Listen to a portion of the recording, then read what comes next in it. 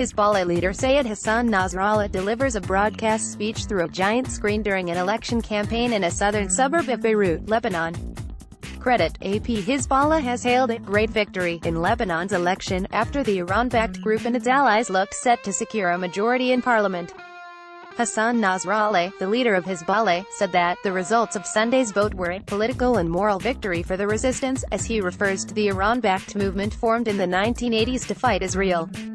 In a televised address made before the official results were announced, he said the significant gains made by Hizbollah and its allies vindicated the group's military activities. The Shia movement, grouped with the Christian party of President Michel Aoun and the Shia Amal movement, is set to secure at least 67 seats in the 128-seat parliament, which will enable them to veto any laws the militant group opposes. A child holds a picture of Hizbollah leader Sayyed Hassan Nasrallah during election rallies a few days before the general election in Baalbek. Credit Reuters. Hizbollah's military arm is considered a terrorist entity by the UK. However, Britain is open to contact with its political wing, which already has 2 seats in parliament.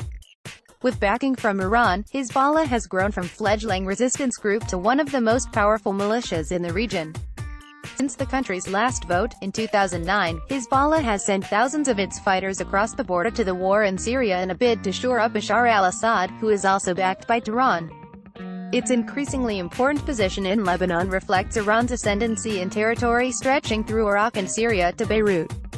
A Hizbollah fighter stands at a watchtower at the site where clashes erupted between the militia and al-Qaeda-linked fighters along the Lebanon-Syria border. Credit AP. Neighboring Israel has also watched on nervously as Hizbollah has been building up its presence in Syria, as well as an enormous arsenal of missiles, now reported to be 100,000 strong.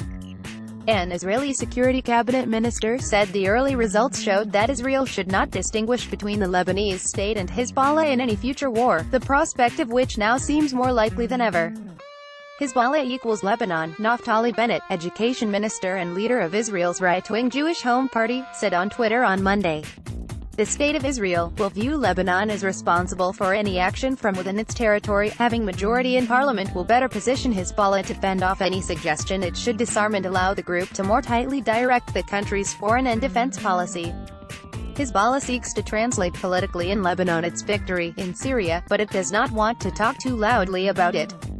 It is playing quietly and smartly, said Emil Hokaim, Middle East analyst at the London-based International Institute for Strategic Studies think tank. The tiny state of Lebanon, which is half the size of Wales, finds itself in the middle of a regional battle between Iran and its arch-foe, Saudi Arabia.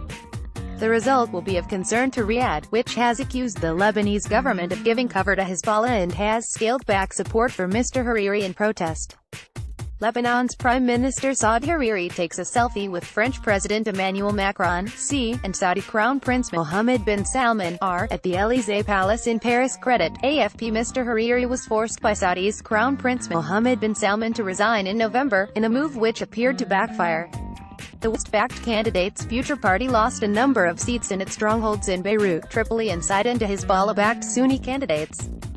Protesters burned an Israeli flag during a demonstration, organized by Hizbollah, in the streets of the southern Lebanese port city of Sidon in December. Credit AFP. The party also appeared to be the main victim of Lebanon's apparent political apathy. More than half of eligible voters stayed home on Sunday. Iranian media gloated at Mr. Hariri's setbacks. Iran's hardline Tasnim news agency ran a report, headlined, "Lebanese election result puts an end to Hariri's monopoly among Sunnis." However, Mr. Hariri still leads the biggest Sunni bloc in parliament and is expected to stay on as prime minister, a position which must be filled by a Sunni Muslim under the country's complex confessionalist system.